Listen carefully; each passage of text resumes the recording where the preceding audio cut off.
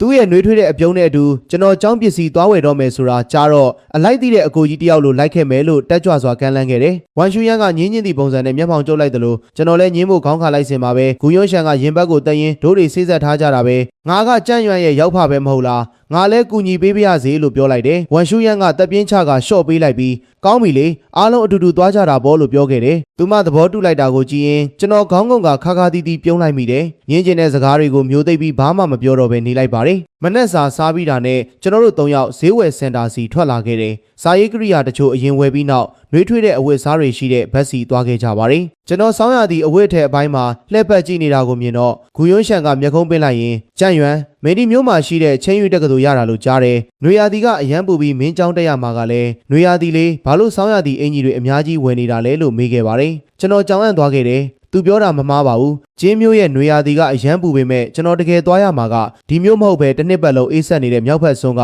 ရှူးမျိုးဖြစ်နေလို့ပါ။အဲ့ဒီအကြောင်းကိုရွေးခဲ့တဲ့အကြောင်းရင်းကတော့ဟွာတက္ကသိုလ်ဟာကျင်းမျိုးနဲ့အဝေးဆုံးမှာရှိနေလို့ပါပဲ။ကျွန်တော်မျက်နှာသေးလေးနဲ့ပဲတခါတည်းဝယ်ထားတော့နောက်မှရှုံးမနေတော့ဘူးပေါ့လို့စကားလွှဲလိုက်ပါတယ်။သူတို့နှစ်ယောက်စလုံးပို့ပြီးမစင်းစားကြပါဘူး။အဝယ်စားဝယ်ပြီးချိန်မှာဝမ်ရှူယန်ကအချိန်ကြည့်လိုက်တော့မုန်းတဲ့နေပြီမို့နေ့လယ်စာစားဖို့ပြင်ကြပါတယ်။စားတောက်ဆိုင်ရောက်တော့သူမကဟင်းပွဲတွေအများကြီးမှားလိုက်ပေမဲ့ဟင်းတွေရောက်လာတဲ့အခါဘာမှစားရမှန်းမသိတော့ပါဘူး။စပွဲပေါ်ကဟင်းပွဲတိုင်းကအဆက်တွေကြီးဖြစ်ပြီးဂူယွန်းရှန်ကြိုက်တဲ့အစားအသောက်တွေကြီးဖြစ်နေခဲ့တယ်။ကျွန်တော်အစားရင်ကအဆက်မခံနိုင်ပါဘူး။ဒါပေမဲ့ဂူယွန်းရှန်ကကျွန်တော်ထမင်းဖြူပဲစားနေတာကိုသတိထားမိပြီးကျွန်တော်ပကံထဲဟင်းတွေပျော်ပျော်ရွှင်ရွှင်ထည့်ပေးနေခဲ့တယ်။ကျွန်တော်မျက်နှာပြက်လာပြီးတူကိုချလိုက်တဲ့အခါဂူယွန်းရှန်ကစိတ်မကောင်းဖြစ်သွားတဲ့ပုံပေါ်သွားပါတယ်။သူကဝမ်ရှူယန်ဘက်လှည့်ပြီးစိတ်မသက်မသာနဲ့ကြံ့ရွံကငါ့ကိုမကြိုက်လို့လားမသိဘူးငါထည့်ပေးတဲ့ဟင်းတွေကိုဘာမှမတို့ဘူးလို့ပြောလိုက်တယ်ဝမ်ရှူယန်ကကျွန်တော်ပကံကိုကြည့်လိုက်ပြီးကြီးမကြနဲ့စားလိုက်လို့သတိပေးတဲ့လေတံနဲ့ပြောခဲ့တယ်သူမလေတံနဲ့ကသတိပေးမှုကိုကြားလိုက်ရပြီးကျွန်တော်သူမကိုခဏမျှစိုက်ကြည့်နေမိတယ်တခါတော့ကကျွန်တော်အဆက်တွေအလွန်ကျွံစားမိလို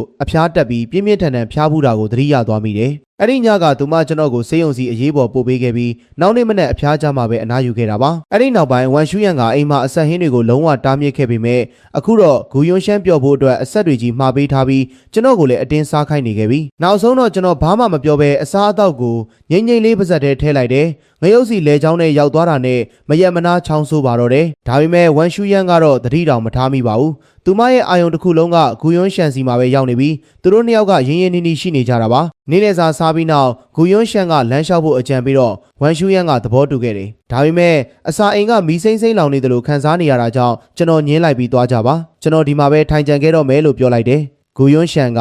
လာပါမင်းကိုဒီမှာတယောက်တည်းထားခဲ့လို့မဖြစ်ပါဘူးလို့ဆက်ပြောနေတော့မှာပဲကျွန်တော်ကတော့အင်ကြီးတစ်ထည်လုံးချွေးတွေရွှဲပြီးမျက်နှာပါဖြူလျော့နေပါပြီကျွန်တော်မအီမတာနဲ့လက်ရမ်းပြလိုက်ရင်ကျွန်တော်တကယ်နေလို့မကောင်းလို့ပါအနားယူဖို့ပဲလိုတာတကယ်မလိုက်တော့ဘူးလို့ပြောလိုက်တယ်ဂူယွန်းရှန်ကနောက်ဆုတ်သွားပြီးစိတ်မသက်မသာနဲ့ဒါဆိုလဲမင်းကိုအိမ်ရင်လိုက်ပို့ပေးပါရစေလို့ပြောခဲ့တယ်အချိန်ကြာမနေအောင်ဝမ်ရှူယန်ကနိုင်ကြည့်လိုက်ပြီးဒရိုင်ဘာကိုသူ့လာခေါ်ခိုင်းလိုက်မယ်ပြီးရင်တို့တွေသွားကြတာပေါ့လို့ဆုံးဖြတ်လိုက်ပါတယ်ဒါနဲ့ပဲသူမကကျွန်တော်ကိုစောင့်ခိုင်းထားပြီးဒရိုင်ဘာကိုဖုန်းဆက်ထားတယ်လို့ပြောကဂူယွန်းရှန်နဲ့အတူထွက်သွားခဲ့တယ်ကျွန်တော်စောင့်ရင်နဲ့ဘယ်ဒရိုင်ဘာမှရောက်မလာခဲ့ပါဘူးမိုးစားချုပ်လာတော့ကျွန်တော်ခါခါတီတီခတ်တိုးတိုးရေမောလိုက်မိတယ်ဒီအကွက်ဘက်မှာတက္ကစီငှားလို့မရနိုင်ပေမဲ့ကန်ကောင်းစွာနဲ့အိမ်က3ကီလိုမီတာပဲဝေးတာကြောင့်ကျွန်တော်နာကျင်မှုကိုအန်ကျိတ်ခံပြီးလမ်းလျှောက်ပြန်ခဲ့ရတယ်အိမ်ရောက်တာနဲ့အစာအိမ်ကမခံမရက်နိုင်ဖြစ်ပြီးတန်းစင်ကန်းစီအပြေးသွားကတကိုယ်လုံးအန်ထွက်ခဲ့ပါတော့တယ်ဆေးတောက်ပြီးစင်ပေါ်မှာမှီရင်အမောဖြစ်နေစင်မှာပဲဖုန်းတုံခါသွားခဲ့တယ်ဖုန်းဖွင့်ကြည့်လိုက်တော့ဂူယွန်းရှန်ပို့လိုက်တဲ့ဓာတ်ပုံတစ်ပုံဖြစ်နေခဲ့တယ်အဲ့ဒါကသူနဲ့ဝမ်ရှူရဲ့နန်းနေတဲ့ပုံမှာချက်ချင်းဆိုသလိုပြန်ဖြတ်သွားပြီ